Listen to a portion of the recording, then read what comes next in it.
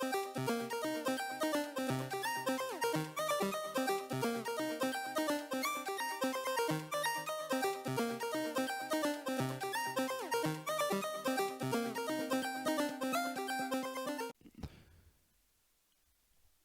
playoffs are over.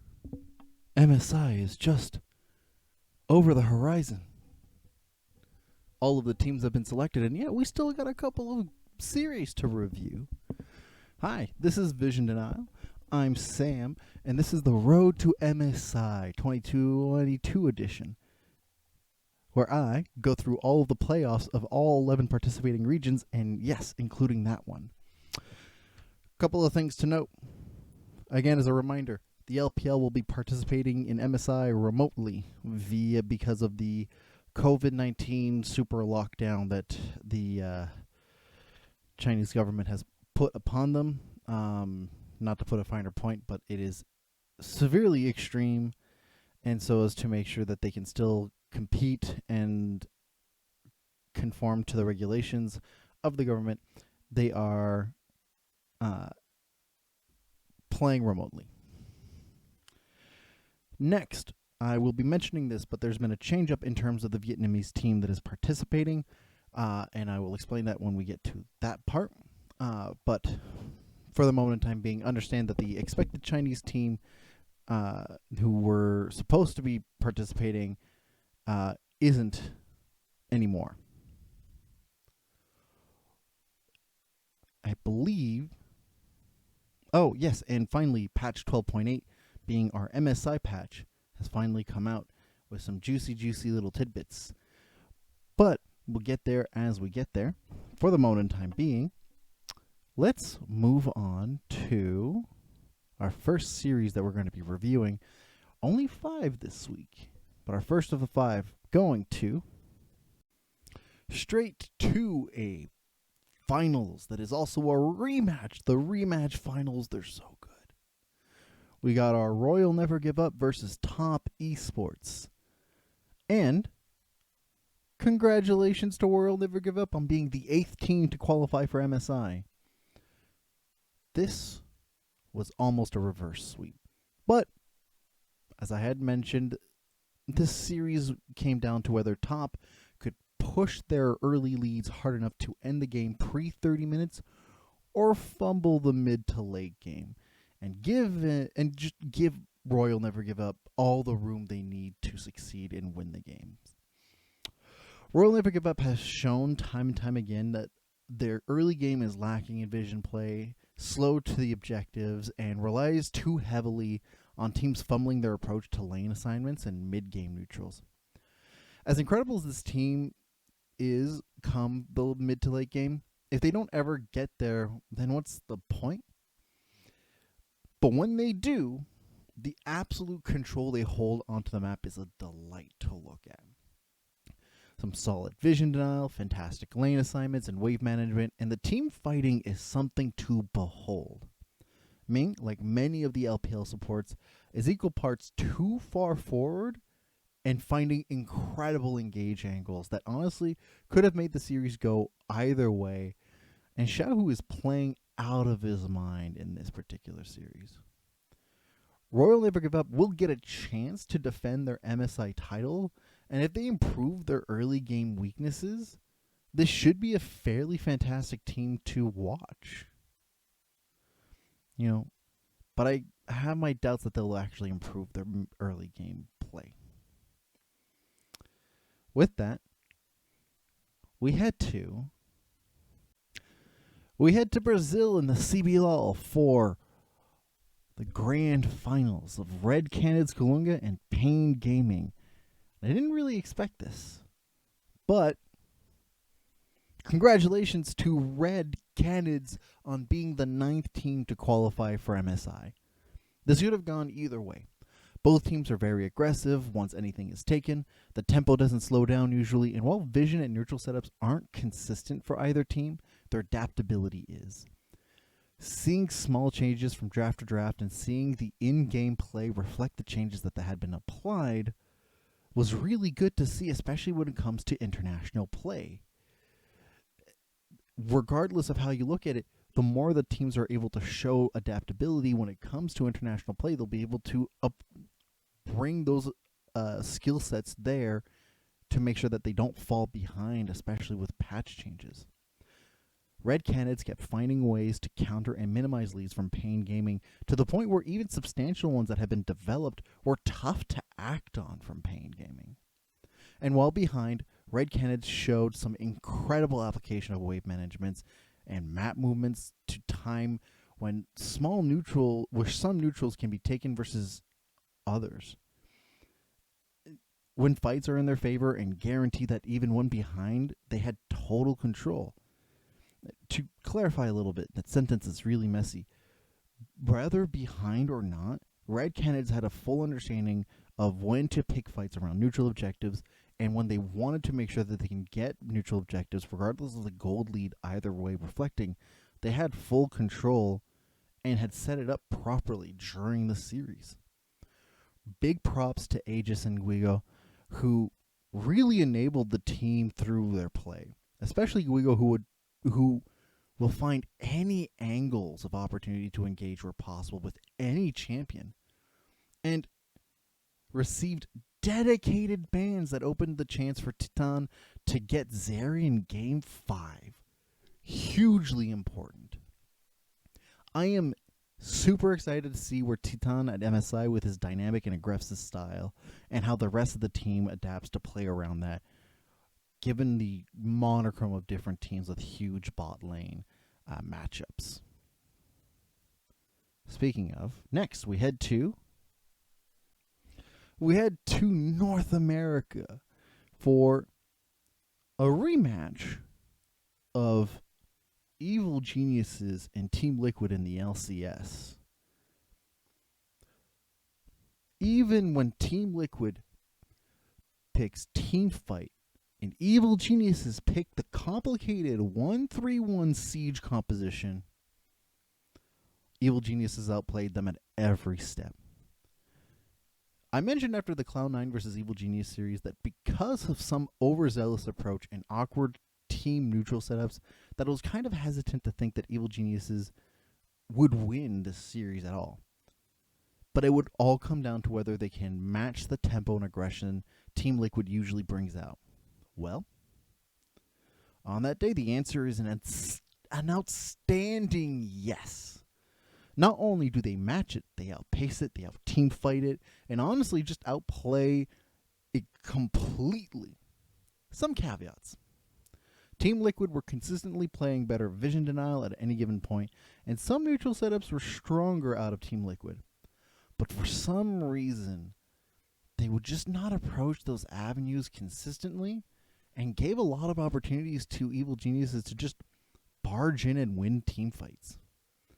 I can assume that some of those issues may stem from the huge 2v5 Baron Steal plus Pentakill combo of Game 1 really rattling Team Liquid. But the following games show that the performance that EG showed was no fluke from Danny. Especially from Danny, who played his heart out to the limit. Every Evil Genius member did. Knowing the finals are going to be two teams who excel in fringe team fights at their absolute limits, the 100 Thieves versus Evil Genius series is bound to be huge. So good. And with the gradual improvements from Evil Geniuses, I give them the edge to take it all. Next, we head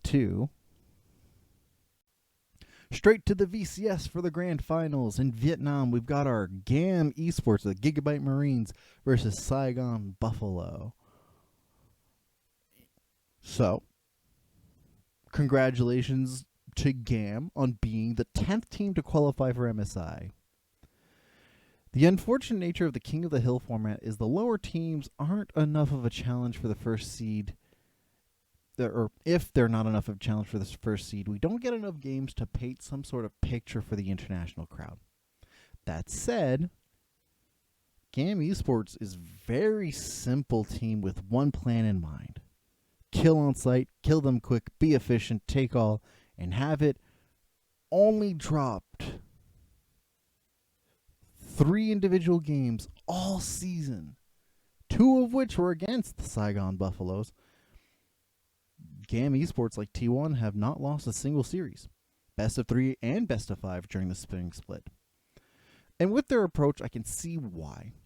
It's hard to band out any individual, because if you do, the rest of the team picks up the slack to carry anything. That said, this go approach causes some problems, as it is very easy to punish early on to get leads at any point where GAM Esports can't play their preferred style. Saigon Buffalo did this very well in Game 2, and only in Game 2, where Saigon Buffalo couldn't capitalize much on the overt aggression. Also, Buffaloes, your Game 4 draft on paper could have been super interesting if you played your Kaisa poke instead of auto attack. 3 bursting siege tools is a solid concept that unfortunately couldn't pick up the steam, and you really hurt Shogun's chance, as he is forced to find tougher marksmen to play as you sacked 4 bans on Style, who, like the name suggests, styled on you for 3 games. As for much of the other aspects of GAM Esports, vision, wave management, even neutral setups are pretty great, so long as it isn't overshadowed by the fights, more fights, the fights that the team keeps bringing. GAM Esports is a delight to see, but I would like to see if they can still keep up that tempo, or if they would like to temper the overzealous nature of it when it comes to the international scene. That said, here comes the next thing that I should mention.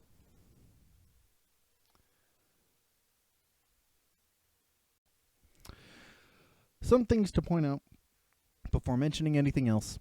So technically, GAM Esports is not the 10th team to qualify. Our next team is. The Saigon Buffalos became our 11th team to qualify.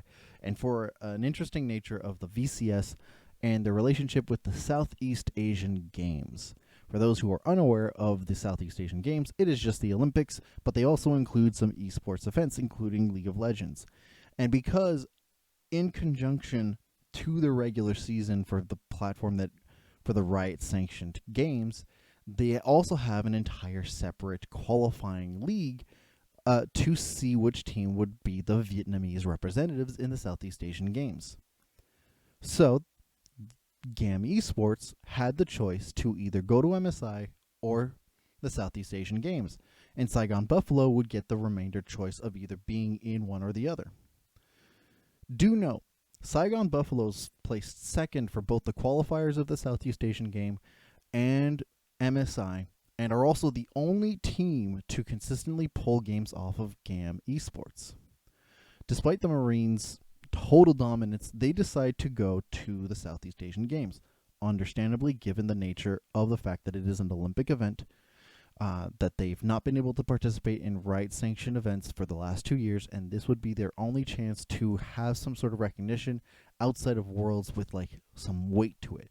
MSI still to this day doesn't have the same kind of gravitas as the World Championship, and so if I was GAM Esports, I would choose the Southeast Asian Games over it. That said, Saigon Buffalos are a fantastic team, conditionally speaking. I do have my concerns, as they are sure the only team to have been able to face off against GAM Esports on a consistent basis, and they do understand natures of how to punish very aggressive style teams, but their adaptability is not great there. So I do have my concerns, but we'll see. If there was ever going to be a team that could be the second runner-up contestants for the VCS, this was definitely the best one to go for. That said, let's head off to our last series of the playoffs in spring of 2022 we head to the LCS Grand Finals in North America for Evil Geniuses versus 100 Thieves. And congratulations to Evil Geniuses on being the 10th team, technically last team, to qualify for MSI. The continuous improvement Evil Geniuses show from game to game, series to series, is fantastic. Mwah.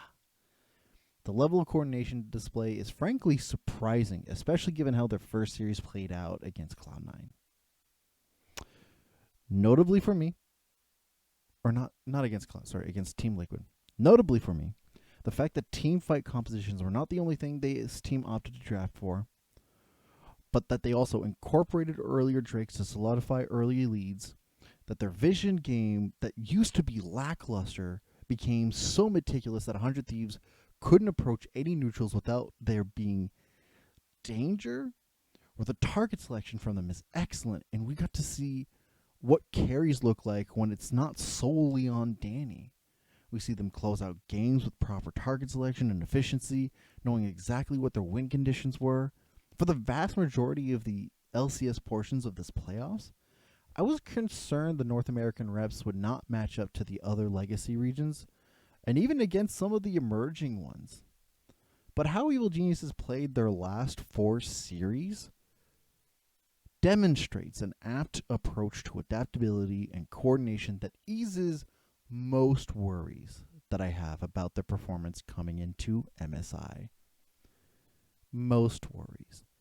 I do have some concern when teams go on a huge improvement streak that they'll keep up this momentum, but that's the thing we'll have to see.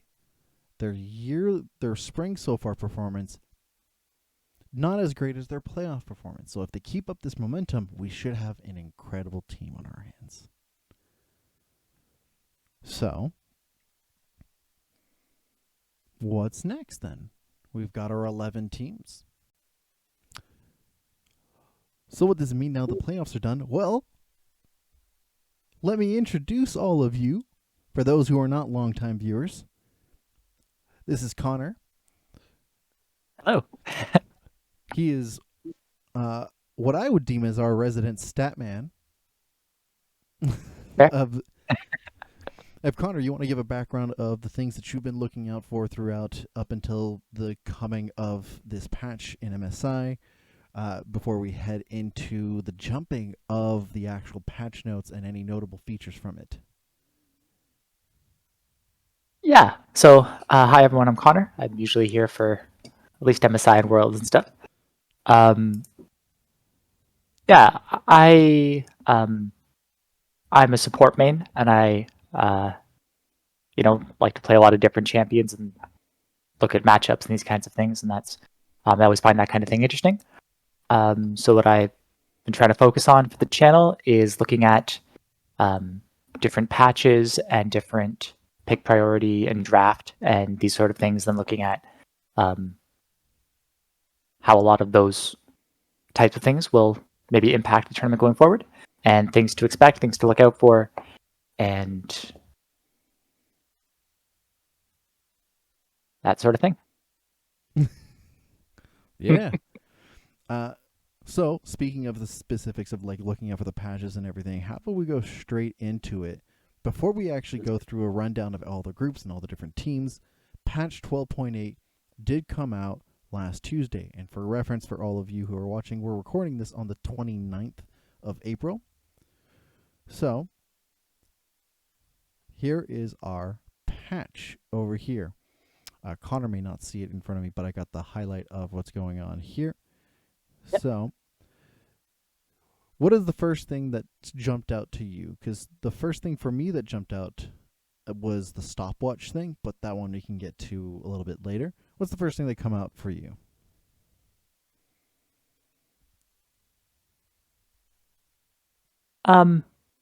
It's hard not to look at what was likely the largest change coming into this patch, which is the Swain full-on rework. Mm-hmm. That's something that I think everyone is all over the place on. Mm-hmm. And it's almost too soon to tell. So even looking at all the stats coming into it, you have pro players attempting to play Swain in pretty much every single role, trying out all sorts of new things. Everfrost is a staple, but other than some minor agreement over the mythic choice, all over the place, right? And Swain has never been very much a high priority pick, and there's not really any, Swain specialists, as you'd say, coming into the tournament. So it's very hard to say how much of an impact that might have, or exactly the power level that Swain is coming into the tournament. Right. But that same flexibility that we may see Swain picked up just due to going into a draft, other teams will, if Swain is drafted, you have no clue what they're actually doing with it and where it's going. So that's that flexibility, which may be among the largest of any champion in the game, might be a major factor. Mm-hmm. Right, right. When I personally looked at this, my immediate thought process is that we were getting already a top lane support flex. Yeah. Right? There's a lot of utility. It has the same kind of functionality that Gragas has. It may become a competitor towards Gragas. But you're in the same vein of what you're thinking. It's kind of hard to tell because there's not been a huge influx of Swain play in the recency of everything that's happened, right? It's been what 3 years almost that Swain has had a large impact on the competitive play. And so this relative change may come in. If I was to make a prediction on how often it was going to come in, I would say maybe 2-3 times during the entirety of the tournament as weird throw off things that throw people off for tiebreakers or for the best of 5 format. But otherwise I don't see anything else really popping out to me being oh yeah, Swain will definitely hit big here. But because of the Mordekaiser changes, the buffs to Mordekaiser, and he's already shown a decent showing in North America primarily, we may get some contest from it, but those are the only situations that I can see it happening. I'm not entirely sure how I feel about that, simply because Mordekaiser's always been a champion that is very much just a stat check. Either he wins or he doesn't. Kind of the same way Udyr and a couple of these champions are.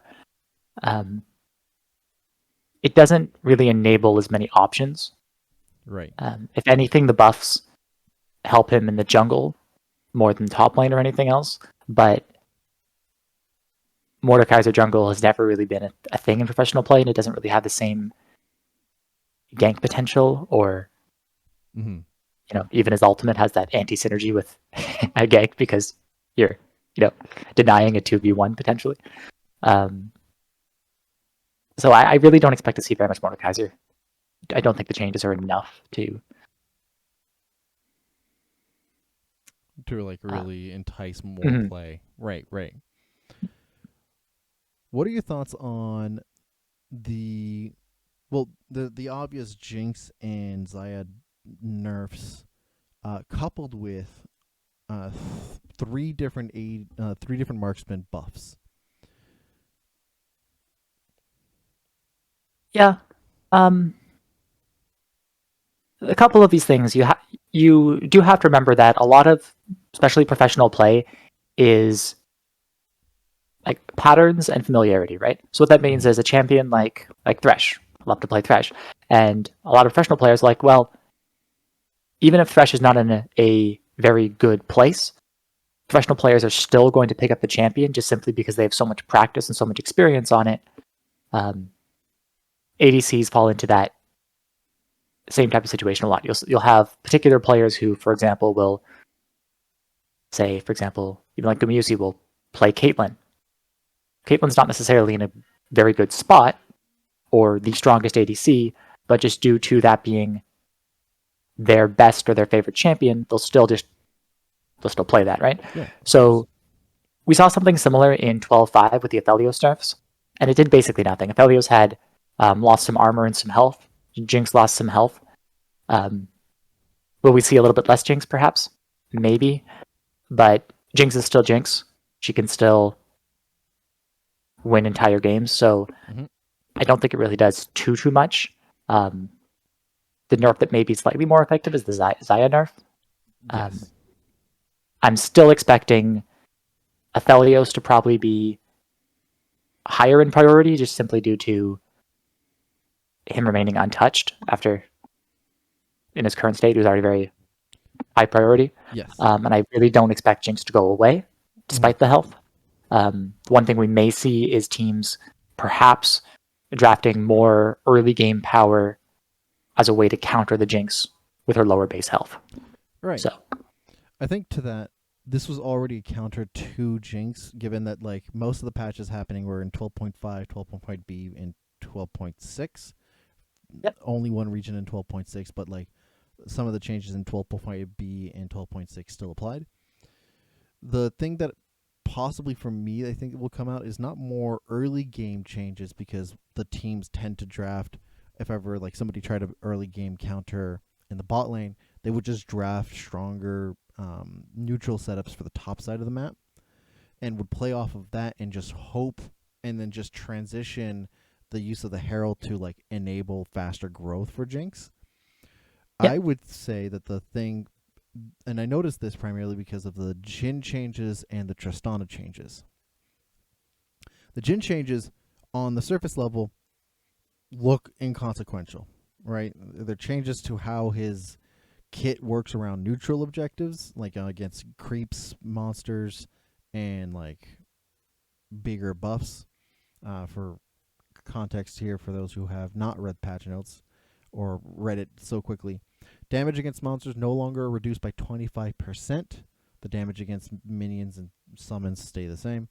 And then for his W, his Deadly Flourish, and his E, Captive Audience, the first Lotus Trap damage no longer reduced by 35% against monsters. This is notable for me, given how much Jinx's kit is currently in pro play, used for contesting neutral objectives, for contesting monsters, right? Yeah. And so, like, Jhin, with a lot of already AoE in his kit, now has a lot more contestability around those areas.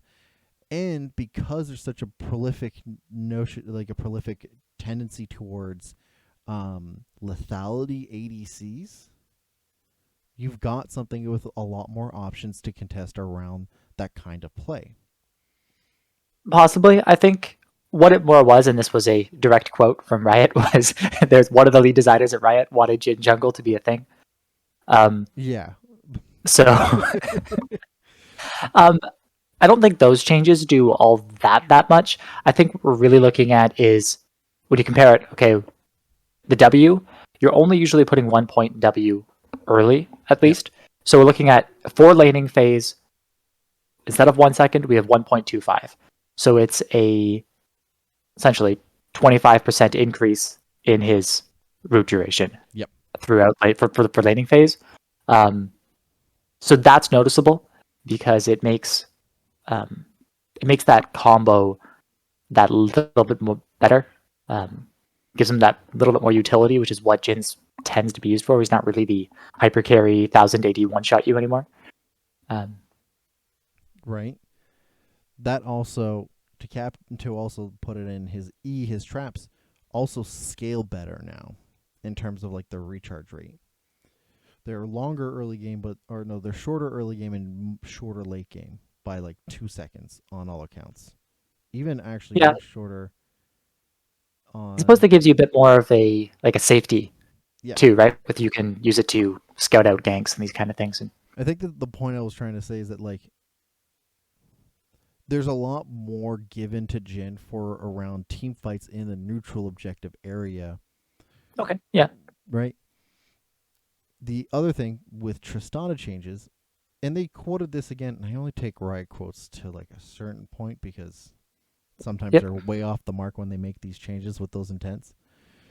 Uh, is the AD growth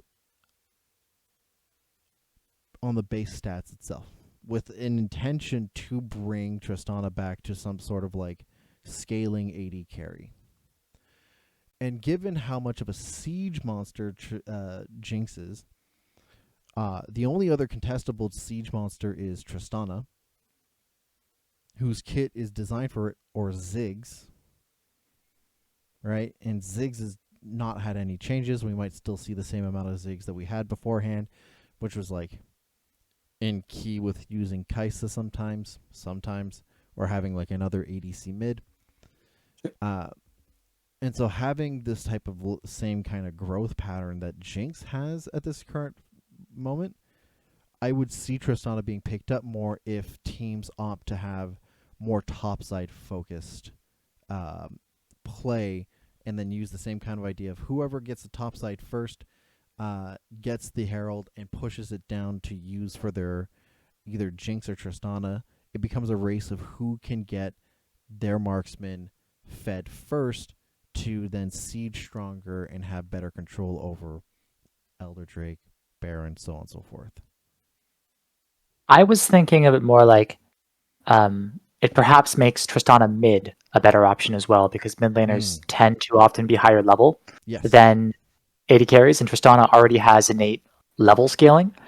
So if you're giving her that solo lane position and basically saying, okay, let's try to set up a siege on mid lane tower with the early game Tristana, especially since we have a couple more options in terms of, like you said, like perhaps even bringing in AP junglers and AP, a couple of the mages that can play bot lane are in good positions. Yeah. So you can play Tristana with, I guess that's almost moving into the next thing. We have a couple of these champions like the Karthus, the Fiddlesticks, the Diana, that are the Swain, which can be played bot lane, is actually fairly good there.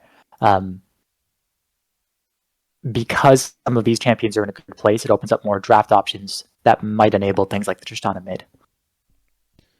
Yeah, I can see that. Especially with like if you get to what were the Sejuani changes again? I'm seeing this. More like it's a late game passive reduction, which Right. Sejuani already could run around late game fights, no problem. So it just makes her better at what she was already good at, but she still has the same problem of like early game dueling and these types of just, similar with Zach, just For getting there. those who didn't know, in the East Coast, in the Eastern Hemisphere, Top Sejuani had a small resurgence. And so, like, I mentioned that if there's already some buffs gone to her passive, it would not surprise me if she's brought around back for the jungle to, like, be enabled in that sense. But It's possible because she does like to build Warmogs, and with the passive reduction, you can now, if you're able to exit and re-enter fights and start more skirmishes around objectives and such, then her ability to regenerate all of her health and her passive within these, 7-8 second time periods. Yeah. For example, you can just constantly restart Baron when you have Warmogs, and Yeah. I think they could do about it.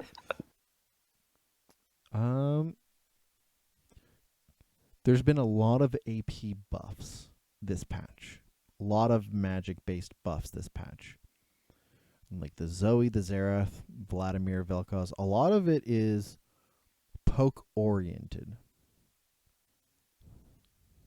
Yeah, I think the thing to remember there is some of these champions, for example, the Xerath and the Vel'Koz especially, are they require a fairly large number of games on these champions to get used to their specific playstyle, right? Yes. Vel'Koz, like especially due to the fact that they have to remain immobile using their ultimates in both cases, and like they require your team playing around them, and the vast majority of the mid laners, the tournament, pro players in general, just simply don't spend a large amount of time on champions like these. If anything, the place I'd expect to see it is support. Yep.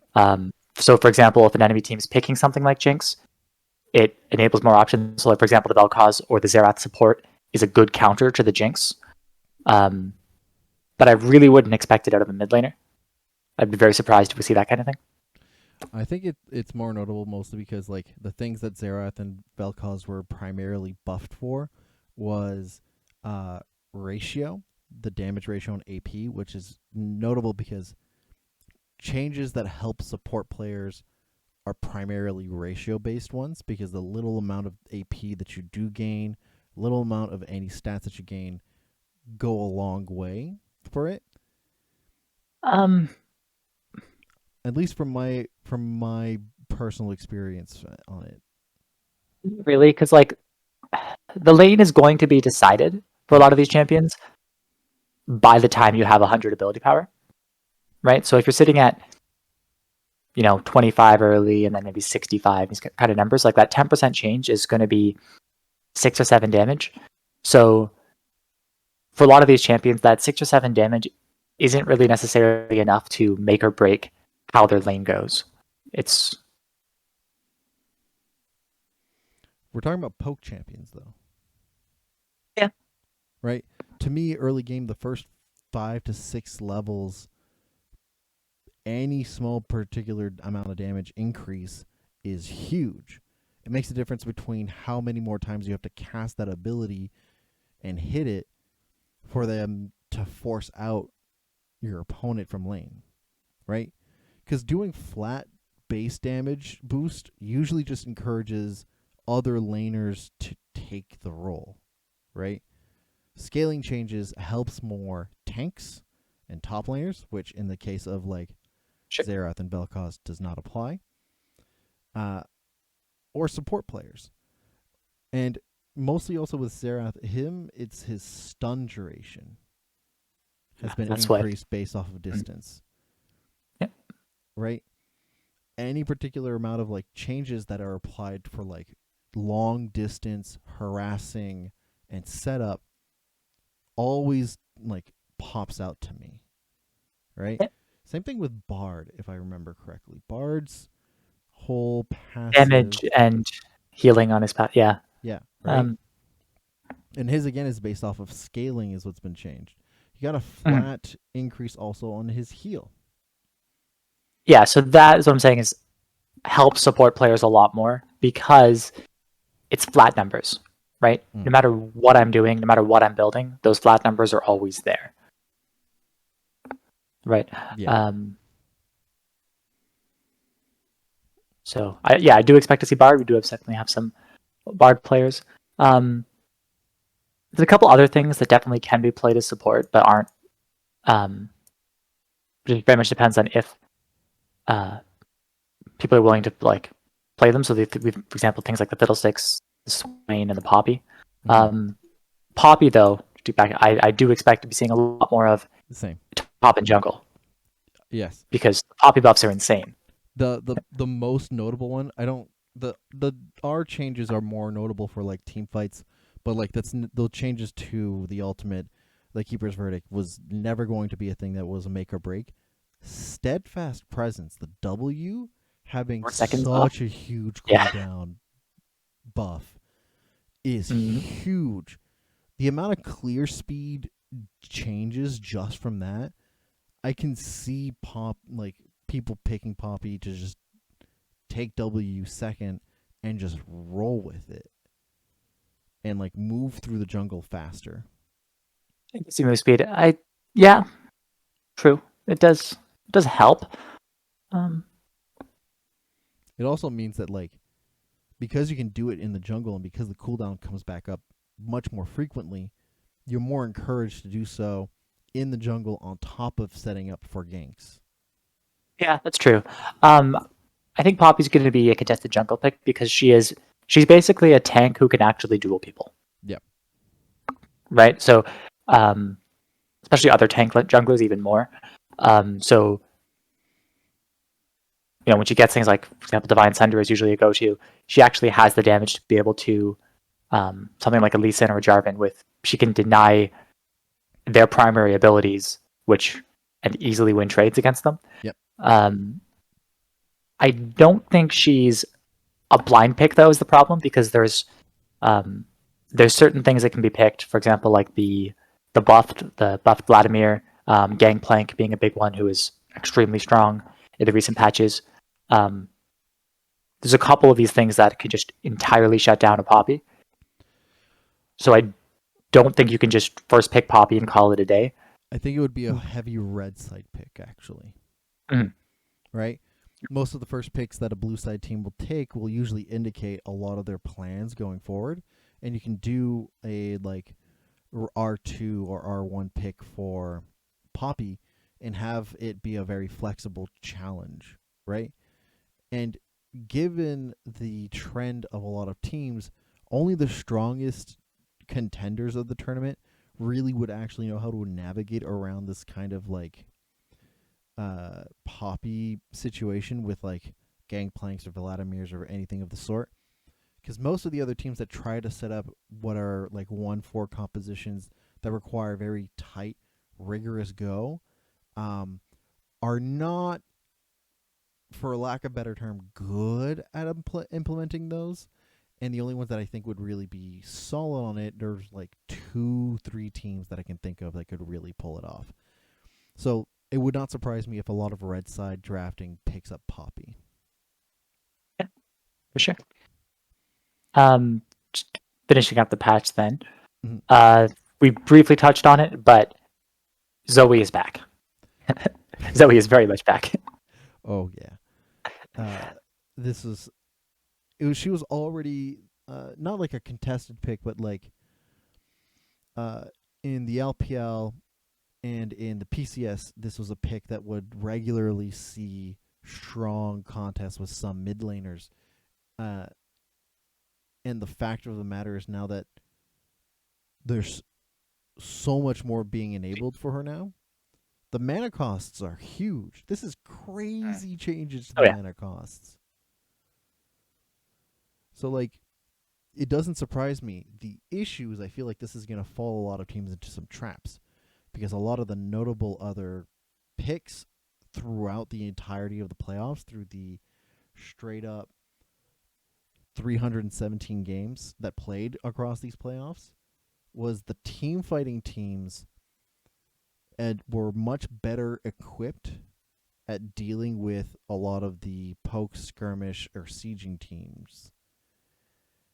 And Zoe primarily fits only like skirmish or sieging compositions or poke compositions.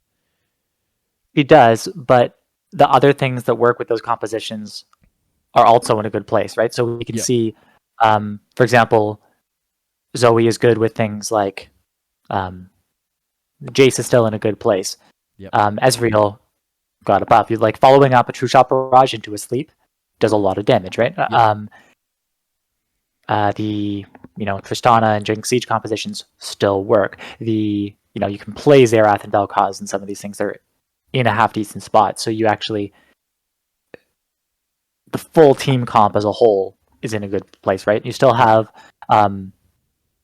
especially more so because you can play these kind of things with something like the Gragas or the Poppy, for example, in the jungle, and give yourself the disengage options.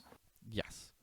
So And I the overall style as a whole still there. looks to be in a good spot. Yeah. And I agree with you that it will be picked more. My concern is that not enough teams across the entirety of the playoffs have shown to me that this style of play is something that most of them are even comfortable with actually applying.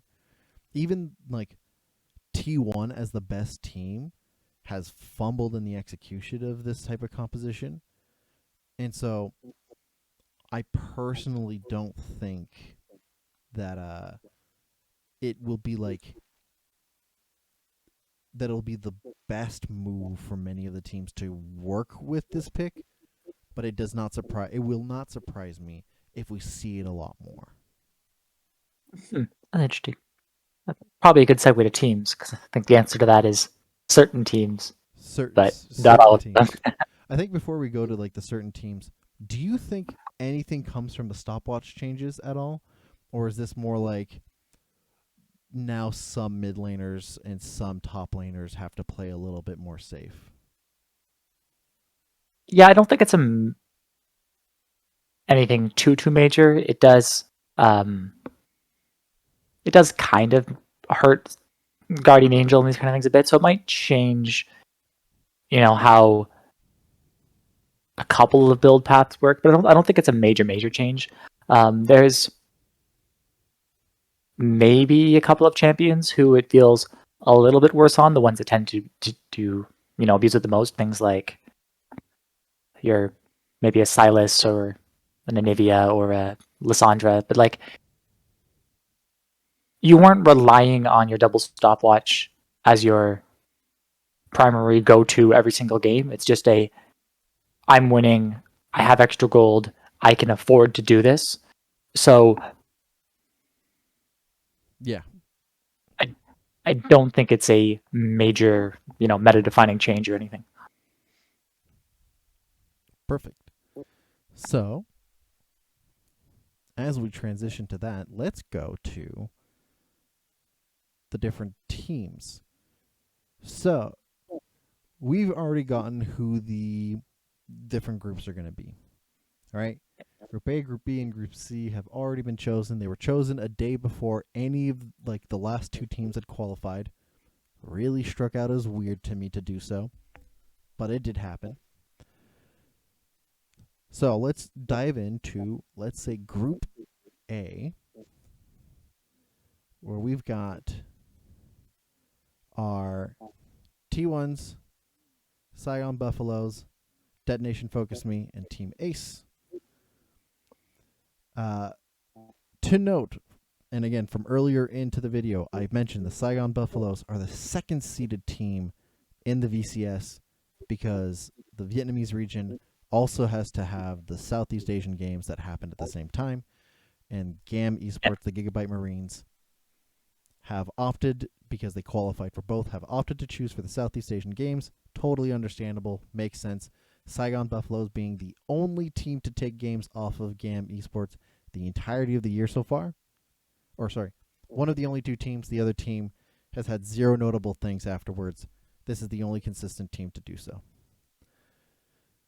So, which team do you want to cover first, primarily? What is the biggest thing you want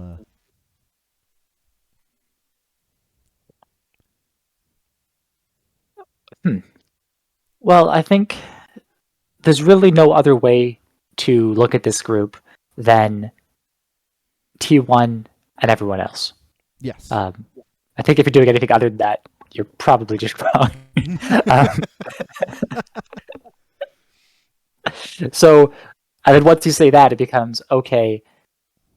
How do you create a world where one of the other teams takes a game off T1?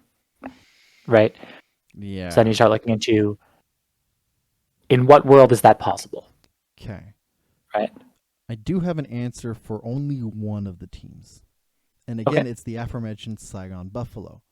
Because the only other team internationally that matched T1's aggression and speed, efficiency, and so on and so forth was Gigabyte Marines. And Saigon Buffalo was the only team to consistently find windows to punish them early game and take those to get somewhere else. Okay. And that's the major notable weakness out of T1 is that they are overzealous on their approach to a lot of what they're working with. Yeah, that's fair enough. I kind of agree with that, mostly just because Saigon has a much wider champ pool than a lot of other teams coming in, and they play a lot of different styles and they try a lot of different things. Taki, their support, has already played 17 champs in one split. 18 champs in one split. He played one more. There you go. I may have just miscounted going across, which is even there. They've played things like, Udyr and Vayne and Galio and Akali and Vigar, and they've shown so much flexibility, and I think that's a good thing because if you come in, there's no way T1 necessarily prepared for every single one of these things, and you may be able to surprise them with something. And to be fair, surprising them with something is sometimes how you steal a game up better team than you. So best of ones, it's a little is the only proper, the only consistent way to probably see it going. But here's another thing: is that the only region, like these two regions, play best of threes on a regular basis, right? Much of their habit is on approaching it in that way. Uh, Best of ones, however, benefit from these two teams: Detonation, Focus Me, and Team Ace, or Ace. Sorry, Team Ace. Um, who So Team Ace had a huge swing of improvements across the entirety of the Latin American playoffs. Uh, Yeah.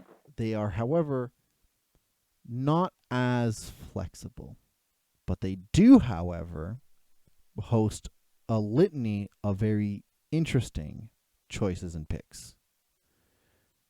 Yeah, I think I described them as um, C9 light in that their top laner, Lonely, is basically just C9 Summit, who just looks good on Jason Dar and basically nothing else and plays super So good. aggressive and will win lane. Yeah. And that's how they win. And if their top lane is not winning, they don't usually win. Yep. Um, To give perspective here, um, so weirdly enough, despite him being like the cornerstone, the rest of the team relies that he's consistent because he stays isolated for the longest. His participation in terms of kills are ridiculously low for the kind of different picks he takes, right?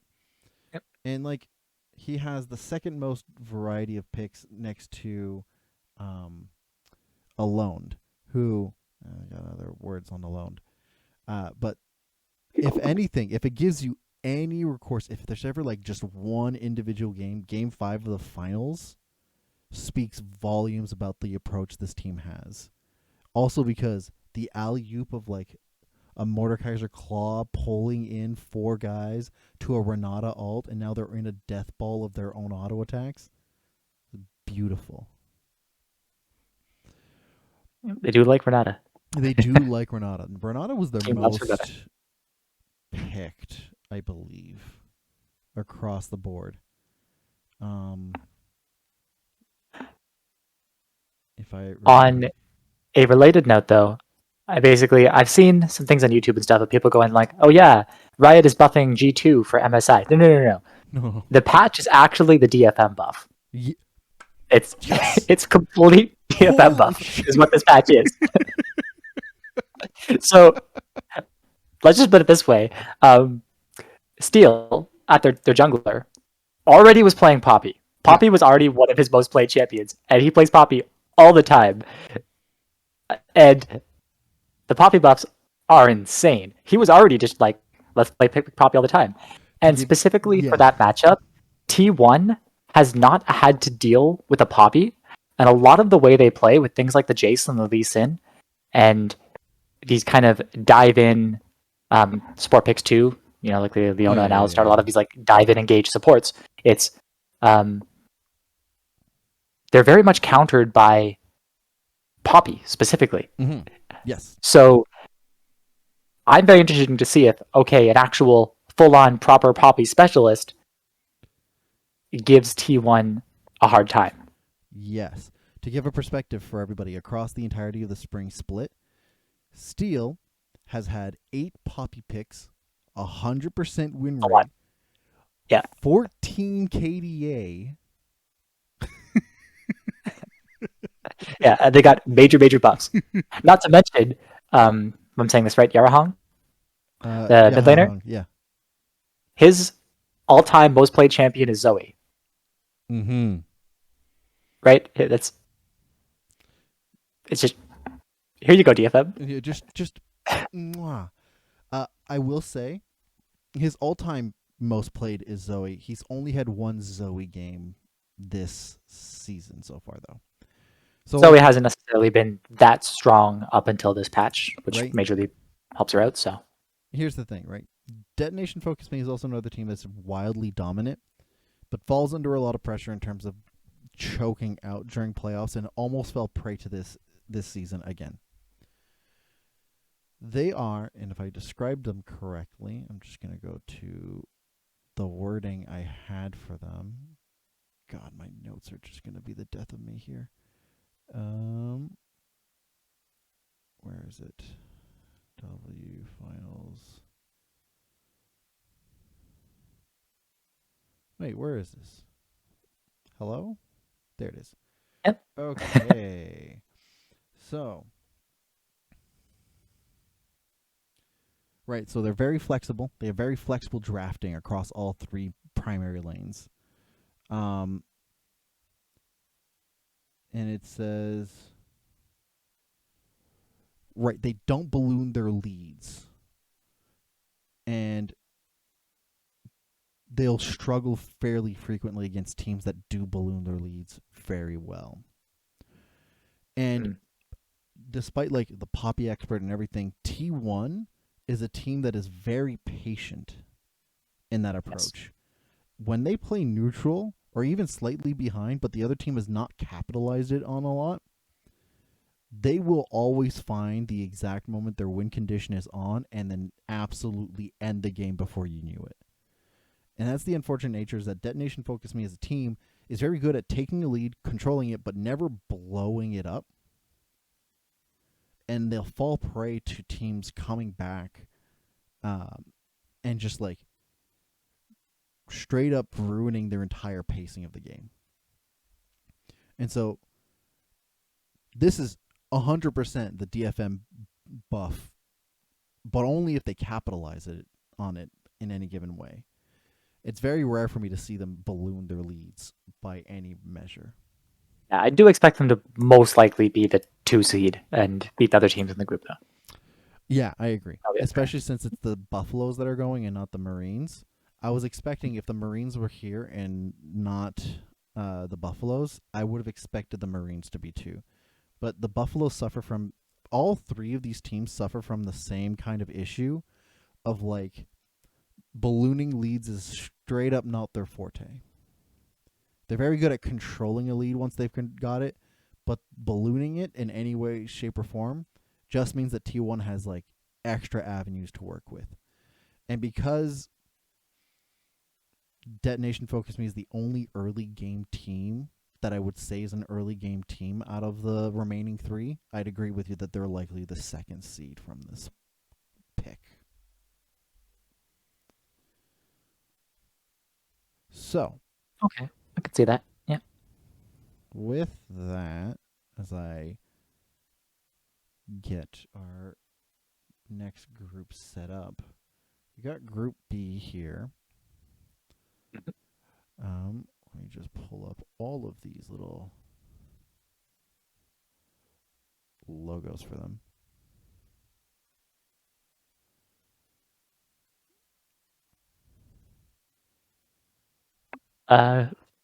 Group B is, I think, the most competitive one. I think is the most competitive one. I think it's going to be the most entertaining one. Okay. And a couple of reasons for that. And they're like very wildly different playstyles. So for those who have yet to see also, again, the whole thing, in Group B, we've got ourselves... oh, I'm almost there. Wow, this should be I got it if you'd like. Yeah. Group B, we got RNG from the LPL with China. We got the PCS, PSG Challenge. We got the TCL, Istanbul Wildcats, and CBLOL Brazil, Red Canids. Red Canids Kalunga. That's the best part of their name. So, this is, I honestly think, is the most interesting group because there's no one, I believe, 100% of the fact, it is not guaranteed first place, everybody else playing for second place. I do not see that in any way. I don't think it's guaranteed. I think RNG are favorites, but I wouldn't say so. Yeah. In any other given year, the pedigree of RNG and Paris Saint-Germain Talons would usually pit one or the other as the guaranteed first seed. I don't believe that's the case based off their playoff run. The reason for this primarily is because Paris Saint-Germain has had, for some reason, a very large funk in the playoffs. they boasted, I think, one of their weakest playoff runs I've seen in a while. They managed to win the whole thing, but like on the skin of their teeth, having to play. They got 1-3-0 against a team that they were expected to win, no issues. And when it came to playing against the Flying Oysters, they struggled as if there was zero coordination.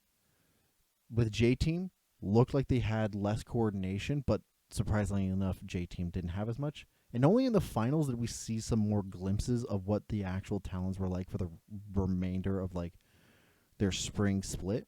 Like to give you perspective here, in the regular spring split for them, the Talons had let me just give the specific number here.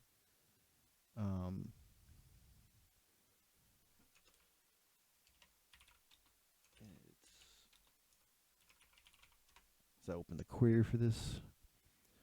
They had an 88.9% win rate across the entirety of the spring split. They were on track to be equally dominant as they were in the last 2 years. Okay. And they had a significantly weaker win rate going in. And when it comes to usually the PCS representatives, when it comes to this region, if there isn't some form of dominance because of the wildly different like skill levels across the teams, if a team doesn't come off as like fairly dominant or convincingly so, there usually comes a problem of like how well are they able to adapt across the board, across patches, between games? Do their coordination stick? How much does the momentum matter? And because the momentum just didn't exist during the entirety of the playoffs, it gives me less of like the thinking that they'll have the same kind of consistency. I was just thinking for your average viewer, and an opinion I was partially sharing, who probably doesn't watch a ton of the PCS, you'd glance at this and go, okay, versus last year's Worlds, where they, did half decent. We have no Maple, no River, no Doggo. Yep. So you see those three names missing, and you go, should I still be scared of this team? Especially given like the big names of this team, being like a name that some people should be recognizing, Kaiwing and Unified. Kaiwing and Unified do not boast the same kind of numbers or like strength of participation. Like across the board during the season of spring, great. Isolating for playoffs, not so great. Actually, very concerning. And like looking across the board, it is good to like separate the two because I put emphasis on playoffs because that's the momentum that goes into the international tournament. But not ignoring it, this is still a fairly terrifying team. Just on paper, it is a fairly terrifying team. It's just keeping in context of like the momentum of playoffs. I do the same thing with RNG, who had to reverse sweep and had almost been reverse swept on a number of occasions, and none in any way that are like great feeling either. The issue that comes with RNG is that they are not an early game team in a meta where so many teams are early game teams. There are very few teams that have qualified across the board that do not have leads like hugely in the first 15 minutes of the game, right? And RNG is one of the weakest ones coming into the tournament regarding that. Yeah, that's true. And you also have to, look at it and say, okay, well, they replaced those names with two players from LCK playoff teams. Yeah. Right? So that's... So when it given those two facts, the fact that RNG as a playstyle are a late game team fighting team that relies on teams having failed their early execution, and Paris Saint Germain being consistently unable to coordinate throughout the entirety of their playoffs, and that their key players are not on board, it's hard for me to see that either of these teams could guarantee first and second. And I'm going to say this with big grains of salt, huge asterisks is all over the place. All right? The Wildcats and Red Canids Kalunga have a shot of taking either or both. Caveat here. The Wildcats have had zero competition the entirety of spring. Right. Right? Going into, because boasting these stats is notable. They've held 4 losses in the entirety of spring, playoffs and regular season together. They have only got half of the number of games either of these two have. The only thing I'd say was like the thing with the Istanbul Wildcats is like they play like Lucian, Jin, Caitlyn. Yeah. They play an entirely different ADC meta. They play Twisted Fate whenever they can get their hands on it. Yep. And they only pick tanks in the top lane. And it's we will 4-man dive you bot lane. Yep. It is a very set, we will get level 6 and we will 4-man dive you bot lane. And top lane will be a tank and we'll just, stay out of it. Yes. I will say the way that they play being like 4-man bot side dive is not counter to the way that most of the other regions play. The difference is that they usually bring their bot side top lane. And so there might be a disconnect in terms of like, and I've seen this across the board, their regions, every region has a team that plays exclusively bot side versus those that bring their bot side upwards. The Wildcats straight up balloon everything they can. They will not stop their momentum.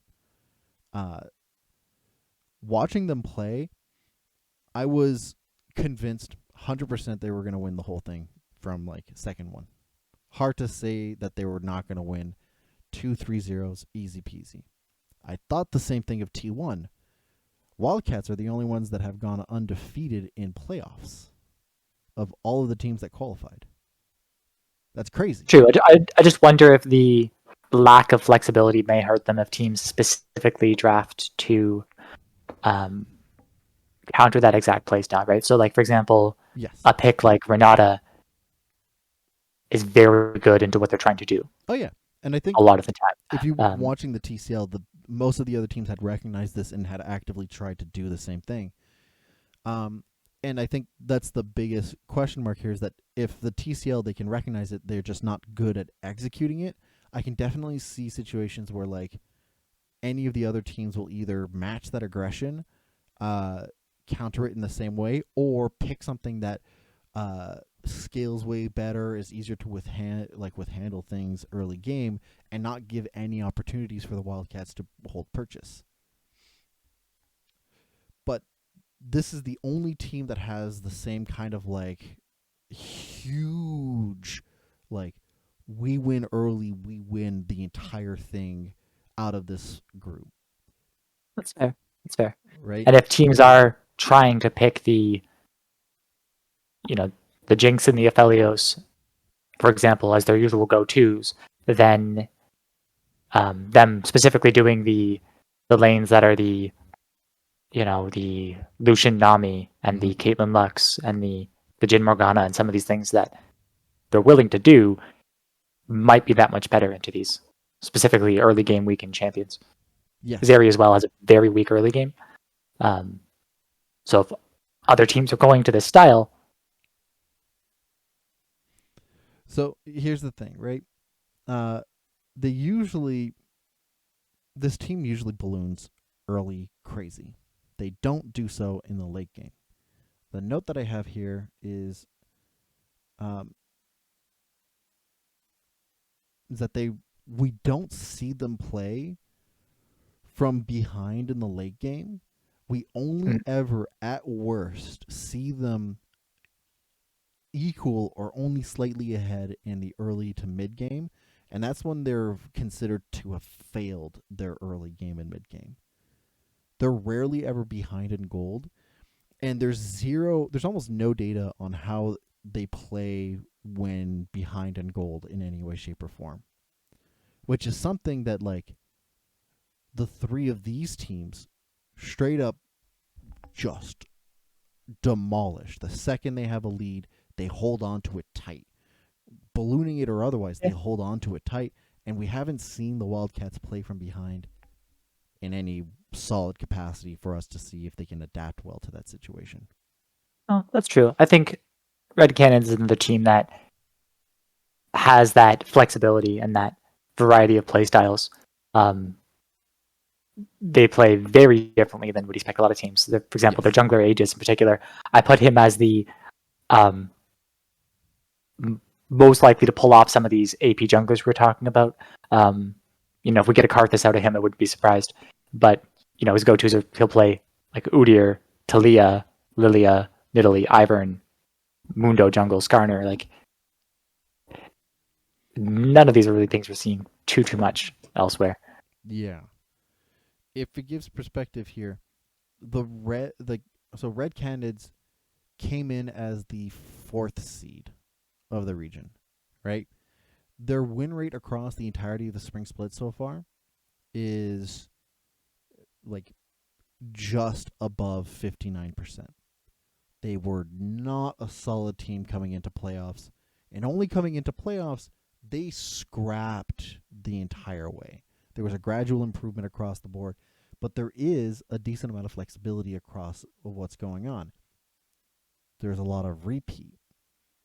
Uh, Other people to watch specifically in terms of this team, Titan and Guigo, who are enablers of their team fighting. Titan is always forward. I think is the only ADC amongst only marksman out of the entirety of the tournament from the emerging regions that will seriously contest the legacy regions. Like they'll push that to the limit in the laning phase.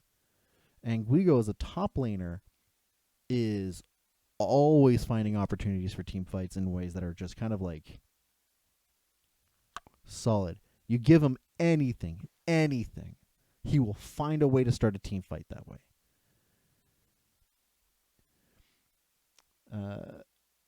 I always like looking also at kill participations. Like Fair enough. Aegis, looking at kill participation usually tells you which side of the map that they usually play for. Aegis ganks a lot. He is active across the map, never holding back. Like he has the highest. On top of it, he lives. Like he's effective with it. Keeps up his he keeps up his like farming the entire way. He will put pressure on everybody, and I think this is why I think this is the most competitive group out of all of the three groups. Right? It's not just like these like PSG Talons and Royal Never Give Up are not like slouches in any respect. It's just that given how they've been playing recently and the playstyles of both the Wildcats and Red Canids show an opportunity where the emerging regions have a chance to make huge upsets. Is it expected that the Talons in Royal Never Give Up are going to go first and second, whichever side goes? Yes. Is there a much higher likelihood that they don't? Yes. Outside of like most of the other situations that I've seen in most places. No, that's entirely fair. Yeah, I think that leaves us with Group C, which is the what you'd probably say you have an interesting matchup, and then you have third place. Yeah. Yeah, so let me just get those teams here. So yeah, like so Group C is LEC G2, and then Evil Geniuses from North America and the LCS, and then the LCO Australia order. Oh. Granted, I do think that this is much closer than people will actually give credit. I do think it's closer. Do I think that it'll go the like Right. So let's just jump into what we expect are the best two teams from this group. Right. It is very hard to argue, given recency and given like overall historical and like playoff setups, that G2 and Evil Geniuses are not going to be 1 and 2. Hard for anybody to see that. Yep. That said, Order has lost 2 games across the entirety of their playoffs. They were in the lower bracket, playing the maximum number of games, straight up all the way across the board, 3-3-0s, and against the hardest, most consistent team, they go 3-2. There is something rather magical about the approach this team has to the playoffs, and the PCS, many of the different the LCO, and many of the emerging regions have this nice little neat thing where the way they interview coaches brings out way more information about the way their team approaches the game. And Okay. Order as an organization specifically experiments in the regular spring split to make sure what their limits are. And so long as they've qualified for playoffs, then they actually go all out. Yeah, it's true. I do expect this to be a very interesting group to watch, specifically because of Order and G2, especially, and the things that these teams are willing to try. Mm-hmm. Evil Geniuses, it's not that they don't, it's just, those two teams are two of the top teams in the world for just, wait, they're doing what? Yeah. Order constantly pulls Evelyn bans within their region all the time. It's and the Kevy only one. Yep. Why Evelyn? No one else plays it. Nobody else. And there's only one game in which it didn't get banned, and I think this is because of very, very, very like huge brain play out of the Chiefs to try to bait them to take it so they can get like a huge combo from their side, and they didn't take it. I was like, but for up until the finals, they also picked up bans from Zillion. Yeah, but he Right? plays he plays Karthus. He'll play the Fiddlesticks. He'll play Gwen jungle. Gwen jungle? I'm sure. Yeah. Like, but that factors in with their mid laner, Kizzy. That's how you say that. Kisei? Kisei. Okay, thank you. Says plays everything and plays an awful lot of AD mid laners as well, right? So he'll play Renekton, Yasuo, Tryndamere, like Jace. Like they have a lot more draft flexibility. Crazy scary draft flexibility. This is the most 2-digit champion plays across the season than any other team, right? Yeah. I think the only one who doesn't have 2 digits is literally just their ADC Kevy. No, sorry, their jungler. Yeah, their jungler Kevy, who just straight up has only 9 champions. That's still huge for a jungler. Like, all of their other roles sport 14 champion plays, 15 champion plays, 17 champion plays, 18 champion plays. Like, yeah, that's the most of anyone going in. Come on. And if you can't tell what you're going to ban, this team is going to throw you off. This is another group where I'm like, I don't guarantee G2 and Evil Geniuses to move on. But it's also a lot harder for me to be like, yes, but Order's 100% going to like do it. Because this is another region that like I saw huge improvements from the region as a whole, but there was only 2 teams that showed up during the entire thing. All of the other teams just kind of died going into playoffs. And so like when almost all of your other competition is just kind of meek by comparison, everything else you do looks very good, right? And it's not the same thing as like the Wildcats, for example, who had like a very similar thing. The rest of the region didn't look like they were meek and just died. But in the LCO, almost every other team didn't show up. And so it leaves me wondering here,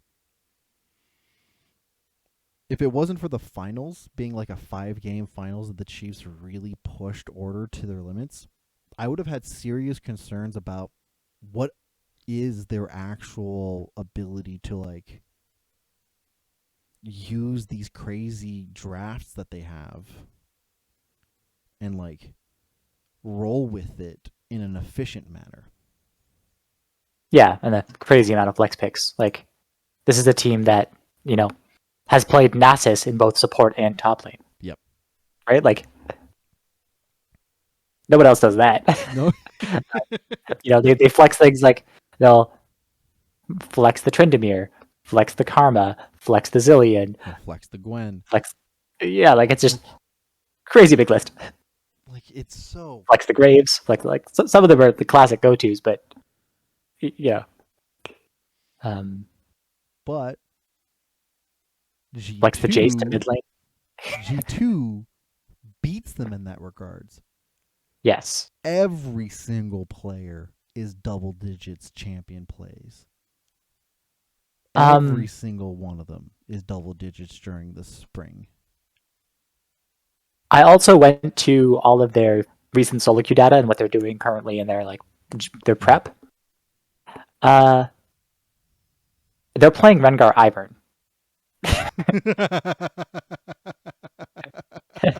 Like, they're Jaeger's been playing a crazy amount of Nidalee. Oh, that's not a great sign, but all right. She did get a very good buff. Yeah. What to say? Like, they've been playing Nidalee Yasuo a lot. Interesting. I don't know.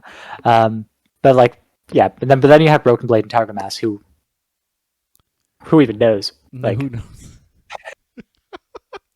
Like, I don't. This is crazy. I think this is the most like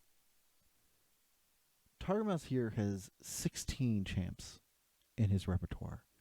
The most of any support. I think it's Going, tied, but yeah. Is it tied? Who's the other one that has 16 in the supports? Hold on. No. I think I mentioned Taki on Saigon Right. is 17. Taki, sorry, has the most. Yeah. I forgot about that. Taki also has played Scion and Shen and Galio Yep. support and Camille support. And like we're gonna forget the VCS is just like a wild west of the League of Legends world. It is a great region to watch. If there's ever a secondary region to watch, guys, please watch the VCS. They're so good. But yeah, no. To go back, Targamas is still crazy. Like boasting 16 play champions in the support role is ludicrous. That's so many options to work with in terms of like your drafting options. Like even if they're just one time played, the fact of the matter is that you've shown flexibility. Especially like you got Yumi having been such a contested pick in I don't think all of the regions, but about half of them. Even just knowing that you've played it once puts that in the back of mind of people of having to like figure out what your drafting like options are going to be. And yeah, I think Broken Blade is perhaps even more impressive because it's just he will play. It's not just like he plays a bunch of different champions; it's the styles, right? Like yes, his like he'll play Akshan and Corki and like full on ADCs and poke you. He'll play Gnar and be the primary engage for his team. He has 100% win rate, 12.3 KDA on Ornn. He'll be the pure frontline. He'll play split push. He'll play ADCs. He will play early game champions. He'll play scaling. He'll play. He's played AP. He'll play the Gwen. He'll play. Yeah. Just everything. Akali. Top laners are honestly the go-to to watch going into MSI. I think. There's just so much variety in terms of like the play styles of different top laners that it's like Broken Blade being like the most notable example of being the most flexible of them. Yeah, it's not only that. It's just a lot of top laners in particular they'll look good on tanks, for example, and will look shaky perhaps on like the pushers, or maybe they'll look really good on Jason Nar as a classic example we see this season, but not on anything else. That's fairly common. Broken Blade will look, good on this variety of things. It's kind of wild. Oh Right, my like you have your Huni who he'll try to play Lucian, but don't do it. no, don't. I think my one concern with G2, however, is that like it takes them so long to actually ramp up in consistency. And I think the biggest flag for me is Caps still. The rest of G2, I have no question in my mind is going to show up. Caps, I have questions if he's going to show up. His performance makes or breaks G2's games. And I hate saying that it's all down to one person. But unfortunately, because of the way that they tend to like their flexibility of their team, uh, really comes down to like, can Caps actually like do the thing he's supposed to do here? And if not, Yeah, how much I can think we that's really fall interesting back to on watch, everything else? especially in the first stage, because Jojo Pune is someone who is going to challenge him. Yep, exactly. Um, so expect there will be solo kills in that matchup. Not It's just just a that. matter of who. Yeah, I think Hisei even's gonna like challenge him Okay, yeah. a whole lot. Like, there's gonna be an understanding that like the other two teams are gonna recognize that this is the literal weak spot of G2. Most of everything else they've got is pretty solid. Not perfect, but pretty solid. This is the only time that every time I look at a game, I'm looking at one player and wondering, is this player actually going to do what they're supposed to? But it's not saying Caps is bad. Like, he also does carry more games than anyone else. It's more just that he's the most volatile. I think we Yes, were getting at, right? Yeah. exactly. Right? As it's known. So, like, if ever there's a moment Props to where, like, Caps. G2 doesn't make it forward to the next stage, it's likely going to be because of Caps. And not positively or negatively, it's just that he's not consistent enough in my books. We'll see across the rest of the year, but right now he hasn't shown enough consistency. Speaking of consistency, however, I think this the least consistent team that has qualified is Evil Geniuses. I think they have had the strongest momentum swing, but they're the least consistent across the board. And I have a hard time saying that about them as a team because I feel like it's 3/5 of their team mm, is consistent almost. And then you have Jojo and Danny who are almost like Caps in a sense that they have very high highs and low lows. yep, exactly. So The thing like here, I think the Inspired and thing, Vulcan have been stable and good the majority of the season, if not standouts. yes, they're also one of the least flexible teams, in my opinion. Okay. Right, stylistically speaking. Um, Yeah, like you'll never see Vulcan on anything except primary engage. yep. Um, okay. There are moments where like across the playoffs, and like again, I put priority over playoffs over the most of the regular season, because you'll get moments where in the LCS there's only 19 games that Evil Genius has played, and in the playoffs they played 18 games. So you get equivalent amount of data across both of those particular Yeah. splits, like both of those moments of the split. But given how much huge improvements needed to be put in for Evil Geniuses to get that kind of momentum, they lose 3-2, win 3-1, then go 3 series in a row 3-0. but they're not like the same kind of like clean 3-0s in a row where they just had a random hiccup in their first series. They looked rough in their first series against Team Liquid. They had similar rough looking against FlyQuest, and only once they've gotten like an idea down that they're really good at team fighting did they go for it against Cloud9. And then they started to show that they could have flexibility in game 3 against Team Liquid, where they won it against a Team Liquid that I think was fairly jarred after the incident of game 1. And then going into the finals, they looked the cleanest there. The finals against 100 Thieves, for me, if that's the Evil Geniuses that show up to this tournament, holy smokes. Looking at the overall of Evil Geniuses across not just the regular split, but also their playoffs,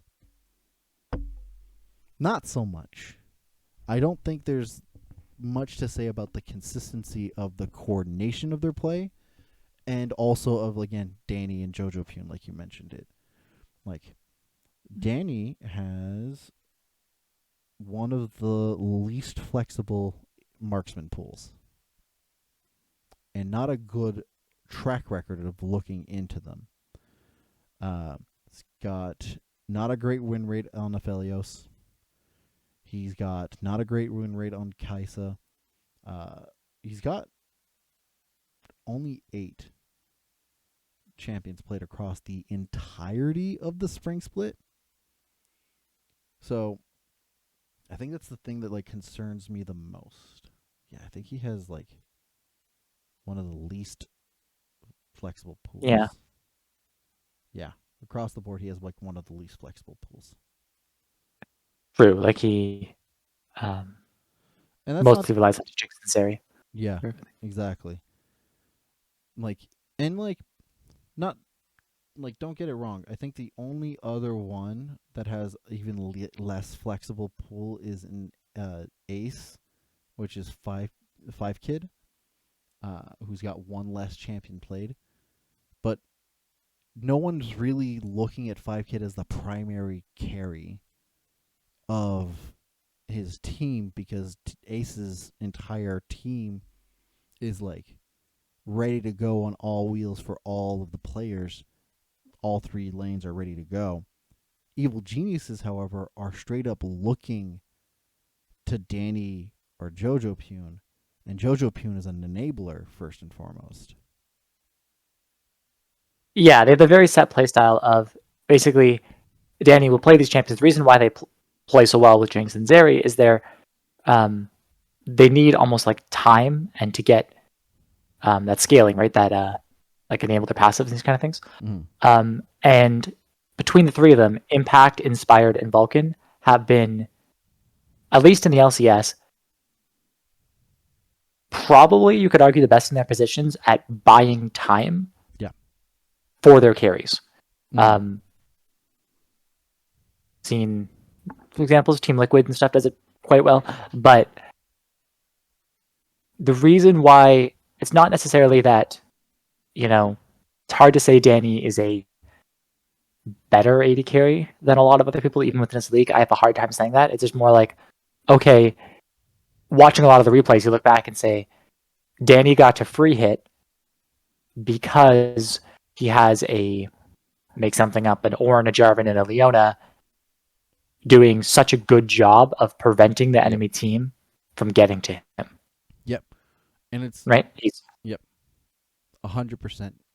And it's like, it's very hard to even quantify or qualify how much like so many other teams play around the fact that like their marksman is going to be like pushing forward or staying back in a particular way. Evil Geniuses don't play as if they're expecting a particular play. They play as if they're buying time for it to become enabled first. And only once the time has been bought do they go for it. Yeah, and I think the difference that it's hard to really quantify is how quickly those players turn. So, for example, you'll see things where, let's say Vulcan will E on top of somebody as Leona, and then immediately for example, drop his ult to save Danny, or flash Q backwards when he was just engaging to go, no, I'm actually healing. Yeah. So how quickly they swap what they're trying to do within the fights, which you don't really see out of too many other teams. So I think that's always been their strength. But yeah. I do think that the fact that a lot of teams may look at this, though, and try to over-focus their draft on removing options for Danny may forget that there is still, like you mentioned, Impact, Inspired, and Vulcan are fairly consistent as 3 individuals, that there's still the ability to, like, play a different style. It's just that it's not seen enough out of Evil Geniuses to be convincing that they're consistent overall as a team or flexible as a team. When there's only one style that we've seen be like super solid across the board, across 37 games, it's kind of hard to be super convinced this team will do great in the second round of this tournament if they even show up in the same kind of force they did during playoffs and aren't like kicked off. I think this is the thing that really sells it for me. This group is question marks. Does Caps show up? Does Danny and Jojo Poon show up? And does Order show the same kind of like prowess that in a league of just a bunch of dead teams? Like, if neither Jojo Poon, Danny, or Cap show up, Order has an easy time. And that's hilarious to me, because there's a history of the LCO teams really messing people up when they least expect it. fair enough. Yeah. Yep. So, are we both in agreement, though, that... So, I'm just going to, like, turn The off. final point about Impact, about why it's his career history. He has played 59 champions top lane. That's a whole career. It's a long career. It's a long career, But but he's played a 59. third of all characters that has ever existed in... Yeah, that's a lot. Yeah. But I feel like that's a little bit cheating, because Impact It is. it played for so long, right? Like, if you look at the champion pool of Faker, his all-time amount of played... Oh, yeah, I'm sure. It's crazy. is like nearing... What was it again? It was like 80? Wait, hold up. Let me pull it up. Career. Out of 1,002, he's played 77 champions. Yeah, that's fair. Yeah. Some of which include Singed. Yep. So, yeah, just it's hard to look at like longevity as a career as like a form of... That's why I look more towards the their immediate stats. Yeah. Impact, unfortunately, has a very low kill participation. He's very isolated, which is not great.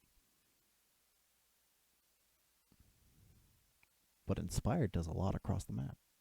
He's got a very high kill participation. That said, anyway, this group particularly is question marks. Does the people that need to show up show up? If yes, then those two teams go forward. Otherwise, one of them goes. Which is not a good sign for either of those representatives in regions that really want the teams to show up. So, and hope G2 picks Ivern. Yeah. It would be a good time.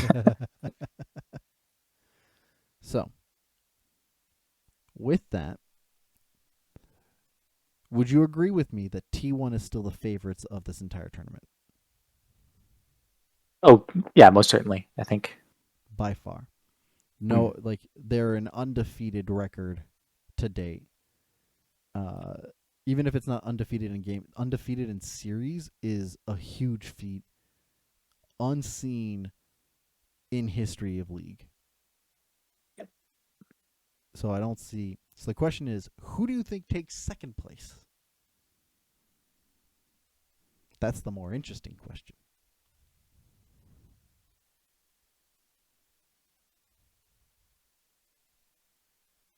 Hmm.